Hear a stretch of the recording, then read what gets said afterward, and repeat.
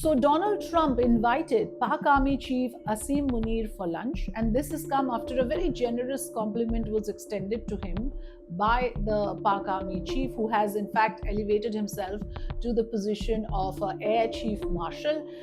There, Mr. Shashi Tharoor has a very interesting point to make about this particular lunch invitation and an advice to the Pak Army Chief. First, let's listen into that. Look, I have not seen the outcome after the meeting. I understood that apparently, according to the White House, this general had said that the president should get the Nobel Peace Prize and so on. And he was rewarded with a lunch. I'm very pleased that I hope the food was good and that he has also got some food for thought in the process. I would hope that in these interactions with the Americans, that they would also remind Pakistan of the great importance of not supporting terrorism, of not providing a safe haven to terrorists, of not enabling, guiding, training, arming, financing, equipping, and dispatching terrorists to our country from their soil. This is something which some of the American senators and congressmen who met the Pakistani delegation that was there at the same time that my delegation was there did do. They did tell Pakistan all of this. And it is our hope that everyone in the US government will do this. They could not have forgotten the episode of Osama bin Laden so quickly. Osama bin Laden killed over 2,000 people in the 9/11 attacks. And he did so on American soil. He destroyed 2 iconic American buildings. Large numbers of American citizens and those of many other nationalities lost their lives.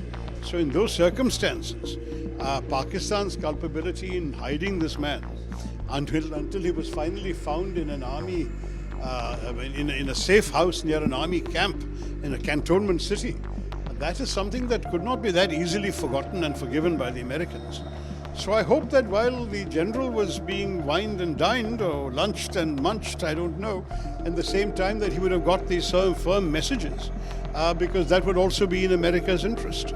Well, the important point made here by Mr. Tharoor is that US should not forget the attack on the Twin Towers and the fact that Osama bin Laden was traced to a location very close to the military headquarters of Pakistan.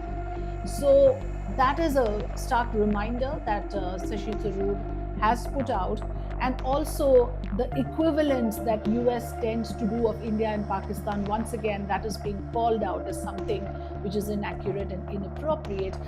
But what also is now being said, and this is another reaction coming from an RJD leader, Manoj Jha, on this particular meeting of Donald Trump and Asim Munir, that the fact that there was no US mediation must be made clear, and a parliament session that should be dedicated to this, a joint message should go on, and he uses the words, let them know that this is none of your business. So the mediation part, which Trump goes on repeating, should be settled once and for all. Let's listen into what Manoj Jha said about the meeting as well between Donald Trump and Asim Munir. देखिए, मेरी तो समझ में नहीं आ रहा है, मतलब अब यही लगता है कि इस व्यक्ति जिनका नाम ट्रम्प साहब है, अमेरिकन प्रेसिडेंट, उनकी मानसिक वैचारिक परिस्थिति उनके वश में भी नहीं है।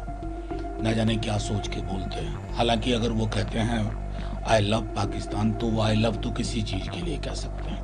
It doesn't carry much meaning. मेरे लिए महत्वपूर्ण प्रश्न ये है कि मिस्री साहब ने ब्रीफिंग की, कॉन्वर्सेशन की, लेकिन ठीक उसके बाद व्हाइट हाउस की ब्रीफिंग अलग दिशा में जा रही है। और इसलिए मैं कह रहा हूं कि ये 15वां 16वां बयान है डोनाल्ड ट्रंप का। हमारा मानना है कि प्रधानमंत्री जी के नेतृत्व में संसद में हर पहलू पे चर्चा हो और एक मैसेज जाए राष्ट्र की ओर से, it's none of your business. हमने मध्यस्थता न अतीत में स्वीकारी, न वर्तमान और न भविष्य, लेकिन ये होगा कहाँ? ये ब्यूरोक्रेसी के लेवल पे नहीं होगा। ये हमें संसद के माध्यम से एक साझा संदेश हर पहलू पे विमर्श करते हुए देना है। Well, it's very simple that we have to understand the entire geopolitics of this.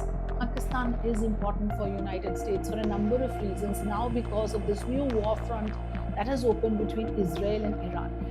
By the way, it's not just US. The entire region will feel the spillover effect if there is indeed a full-blown war, precisely because Iran controls a very large chunk of the global oil supply, and if they choose to disrupt the oil routes, then 20% of the global oil supply gets disrupted, and for absolutely no doubt about the fact that India also will get impacted in a number of ways. So that is one part of it. The second part of it is that if Pakistan indeed supports Iran, that does not suit the United States in this particular war, because the US, if Iran in the long run, as it would envisage, is demolished or is decapitated, if the Iranian regime is decapitated, then US needs a friendly nation right there in that part of the world. And who should be there and very conveniently located?